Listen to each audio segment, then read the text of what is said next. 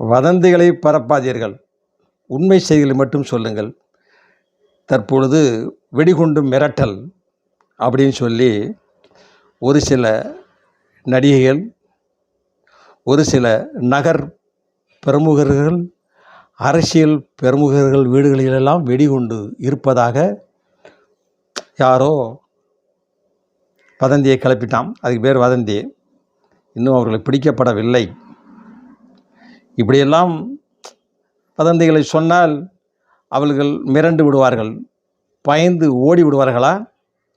விடமாட்டாங்க. எல்லாரும் அங்கங்கே இருக்காங்க. வதந்தியும் தெரிஞ்சு போச்சு, என்னத்தை போய்கிட்டு அப்படின்னு விட்டுட்டாங்க. போலீஸ் நாயெலாம் வீடுக்குள்ளே போச்சு, மனிதன் போக முடியாது. போலீஸ் நாய் போய் வெடிகுண்டு இல்லை அப்படின்னு சொன்னதுக்கப்புறம் அந்த நன்றி உள்ள நாய் மோப்பம் பிடித்து விட்டு இல்லை என்று சொல்லிவிட்டது. இப்பொழுது திருப்தி. இதுக்கு பேர் வதந்தி கிடையாது, உண்மை செய்தி. அடுத்த விடையில் வரேன்.